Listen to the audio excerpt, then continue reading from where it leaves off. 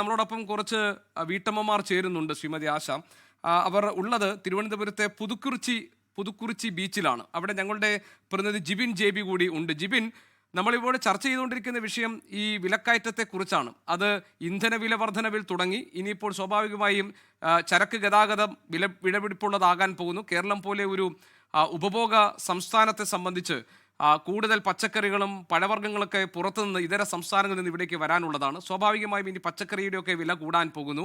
ഇവിടെ ഇപ്പോൾ ഈ പാചകവാതക സിലിണ്ടറിൻ്റെ വില, അതായത് ഈ വാണിജ്യ സിലിണ്ടറിൻ്റെ വില കൂട്ടിയോടുകൂടി ഹോട്ടൽ ഭക്ഷണത്തിന് വില കൂടാൻ പോകുന്നു.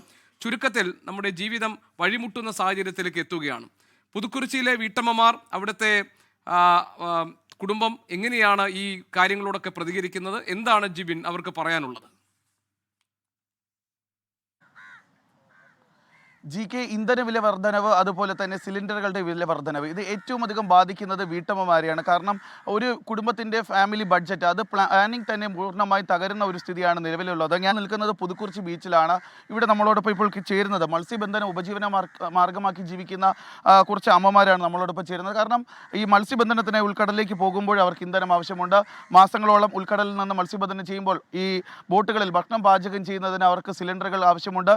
പിടിച്ചുകൊണ്ടുവരുന്ന ഈ മത്സ്യങ്ങൾ കടകളിലേക്ക് എത്തിച്ച് അല്ലെങ്കിൽ വീടുകളിലേക്ക് എത്തിച്ച് വിൽക്കുന്നതിനും അവർക്ക് ആ വാഹനങ്ങളിൽ പോകുന്നതിനും ഇന്ധനം ആവശ്യമുണ്ട്. അങ്ങനെ ഇവരുടെ ഫാമിലി ബഡ്ജറ്റ് എന്ന് പറയുന്നത് ആകെ താറുമാറായ ഒരു സ്ഥിതിയാണ് ഇപ്പോൾ ഉള്ളത്. നമുക്ക് ഈ അമ്മമാരോട് തന്നെ അവരുടെ ഒരു പ്രതികരണം ചോദിക്കാം. ചേച്ചി, ഇത് ഏറ്റവും അധികം ബാധിക്കുന്ന ഒരു സമൂഹം എന്ന് പറയുന്നത് നിങ്ങൾ വീട്ടമ്മമാരെയാണ്. പ്രത്യേകിച്ച് ഈ മത്സ്യത്തൊഴിലാളികളായി നിങ്ങൾ വീട്ടമ്മമാർ ഇത് വലിയ രീതിയിൽ ബാധിക്കുന്നുണ്ട് ഈ ഒരു വില വർധന. എങ്ങനെയാണ് അതിനെ കാണുന്നത്? ഞങ്ങൾക്കതിനെ കാണാനുള്ളത് എങ്ങനെയെന്ന് വെച്ചാൽ, ഞങ്ങൾക്ക് ഗ്യാസ് കിട്ടാനില്ല, ഒന്നാമത്തെ കാര്യം. രണ്ടാമത്തെ കാര്യം, ഗ്യാസ് കിട്ടിയാൽ തന്നെ ഒരു മാസത്തിൽ 2 മാസത്തിൽ ഒരു പ്രാവശ്യം ഒരു ഗ്യാസ് കിട്ടുന്നുണ്ട്. ആ ഗ്യാസ് വെച്ച് ഞങ്ങൾക്കൊന്നും ചെയ്യാൻ പറ്റുന്നില്ല. ഗ്യാസിൻ്റെ വില കൂടിക്കൊണ്ട് പോകുന്നു. ഈ ഗ്യാസ് വില കൂടുമ്പോഴത്തേക്ക് ഞങ്ങൾക്കൊന്നും, ഞങ്ങളുടെ വീട്ടിൽ തന്നെ ഞങ്ങൾ വലിയ പരാജയത്തിലാണ് ജീവിക്കുന്നത് ഈ ഗ്യാസിൻ്റെ വില കൂടുതൽ സംബന്ധിച്ച്. വിഷർമാനാണ് ഞങ്ങളുടെ ഭർത്താക്കന്മാരും അച്ഛന്മാരും അമ്മമാരും. ഞങ്ങൾ പാരമ്പര്യമേ വിഷർമാന്മാരാണ്. ഞങ്ങൾക്ക് ഈ ഗ്യാസ്, മണ്ണെണ്ണ, പെട്രോള് ഇതെല്ലാത്തിനും ഇങ്ങനെ കുത്തനെ വില ഉയർന്നുകൊണ്ട് പോകുമ്പോൾ ഞങ്ങളുടെ ജീവിതം ആകെപ്പാടെ താറുമാറായി ജീവിക്കുകയാണ് ഞങ്ങളിപ്പോൾ. ഞങ്ങൾ കടലിനും കരയ്ക്കില്ലാത്ത, ഞങ്ങൾ മത്സ്യത്തൊഴിലാളികളെ തിരിഞ്ഞു നോക്കാൻ പോലും ആളില്ലാത്ത അവസ്ഥയിലാണ് ഞങ്ങളിപ്പോൾ പൊയ്ക്കൊണ്ടിരിക്കുന്നത്. ചേച്ചി, നിങ്ങൾ ഈ ഒരു കുടുംബത്തിൻ്റെ ഒരു മാസത്തെ ഒരു ഫാമിലി ബഡ്ജറ്റ് ഇടുമ്പോൾ ഈ ഗ്യാസ് സിലിണ്ടറിൻ്റെ വില, അതുപോലെ തന്നെ പച്ചക്കറി വാങ്ങുന്ന വില, ഇതൊക്കെ പ്ലാൻ ചെയ്താണ് എടുത്തു. അപ്പോൾ ഈ പച്ചക്കറിക്കൊക്കെ ഈ ഇന്ധനത്തിന് വില കൂടിയതുകൊണ്ട് അന്യ സംസ്ഥാനങ്ങളിൽ നിന്ന് വരുമ്പോൾ ഈ പച്ചക്കറിക്ക് ഉൾപ്പെടെ വില വർദ്ധിക്കുകയാണ്. അപ്പോൾ അടിസ്ഥാനമായി നിങ്ങൾക്ക് വേണ്ട കാര്യങ്ങൾക്കെല്ലാം വില വർദ്ധിക്കുന്ന ഒരു സാഹചര്യമാണ്. നമ്മളെ സംബന്ധിച്ച് ഇവിടെ ഈ മത്സ്യത്തൊഴിലാളി മേഖലയാണ്. അപ്പോൾ ഞങ്ങളുടെ വരുമാനം നിജപ്പെടുത്തിയിട്ടില്ല. കിട്ടുമ്പോൾ കിട്ടും, അല്ലാത്തപ്പോൾ കിട്ടാത്തൊരവസ്ഥയാണ്. അത് വെച്ചാണ് ഞങ്ങളെ കുടുംബത്തിൻ്റെ ബഡ്ജറ്റുകൾ ഇവർ ക്രമപ്പെടുത്തുന്നത്. അപ്പം ഗ്യാസിൻ്റെയും നിത്യോപയോഗ സാധനങ്ങളുടെയും വില വർധനവ് മൂലം ഇപ്പോൾ ആകെപ്പാടെ വലിയ ബുദ്ധിമുട്ടുകളാണ് ഈ കുടുംബങ്ങൾ അനുഭവിച്ചുകൊണ്ടിരിക്കുന്നത്. ഞാൻ ബ്ലോക്ക് പഞ്ചായത്ത് പ്രസിഡൻ്റാണ്. പക്ഷേ ഇവിടെ വന്ന് കാണുമ്പോഴത്തേക്ക് പട്ടിണിയിലാണ് പല കുടുംബങ്ങളും നടക്കുന്നത്.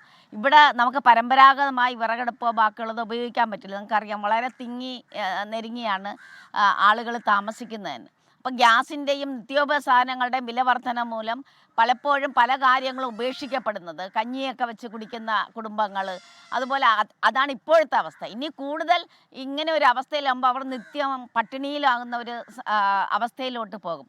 അതുകൊണ്ട് തന്നെ ഗ്യാസിൻ്റെയും പെട്രോളിൻ്റെയും വില വർധനവിന് അതിശക്തമായ പ്രതിഷേധ പരിപാടികൾ ഈ ഗ്രാമങ്ങളിലുണ്ടാകും. അമ്മ, നിങ്ങളുടെയൊക്കെ പണ്ട് മുതൽ തന്നെ നേരത്തെ പറഞ്ഞതുപോലെ തിങ്ങിയാണ് ഓരോ വീടുകളിൽ നിങ്ങൾ പാർക്കുന്നത്. അപ്പോൾ ഈ അടുപ്പ് കൂട്ടി കത്തിക്കുക എന്നുള്ളത്, അല്ലെങ്കിൽ വിറക് ശേഖരിക്കുക എന്നുള്ളത് സാധിക്കില്ല. കുനിഞ്ഞ് തീ കൂടാൻ നമ്മളെ കൊണ്ട് പറ്റില്ല, പ്രായം കഴിഞ്ഞവർ. അതുകൊണ്ട് ഗ്യാസിന് വില കുറയണം. ആഹാരത്തിനുള്ള അതെല്ലാം വില കൂടിക്കൊണ്ടുവരണം. അതെല്ലാം നമുക്ക് വില തീരാൻ ആരുമില്ല. നമ്മൾ പാവങ്ങളാണ് കേട്ടാ. ഈ അമ്മച്ചിമാർ കടയിൽ പോയി എപ്പം കിട്ടും? ജോലി ഇല്ലാത്തവരുമുണ്ട്, ജോലി ഉള്ളവരുമുണ്ട്. അതുകൊണ്ട് ഇതെല്ലാത്തിനും വില കുറയ്ക്കണം. പച്ചക്കറിക്ക് ഉൾപ്പെടെ വില വർദ്ധിച്ചുകൊണ്ടിരിക്കുകയാണ്. എല്ലാത്തിനും വില കുറയണം. അത് തന്നെ പറയണം, എല്ലാ വില കുറയണം. ഇത് വളരെ പ്രധാനപ്പെട്ടാണ് ജിബിൻ. അതായത് കേരളത്തിൽ കഴിയുന്ന ഏറ്റവും സാധാരണക്കാരെ, ഇപ്പൊ നമ്മളെയൊക്കെ പോലെ വളരെ സാധാരണക്കാരായ കുടുംബങ്ങളിൽ നിന്നുള്ള ശബ്ദമാണ്, അവരുടെ പ്രതികരണമാണ് നമ്മൾ കേൾക്കുന്നത്. ഇത് തിരുവനന്തപുരത്തെ പുതുക്കുറിച്ചി ബീച്ചിലുള്ള വീട്ടമ്മമാരാണ് നമ്മളോട് ഈ സംസാരിച്ചത്.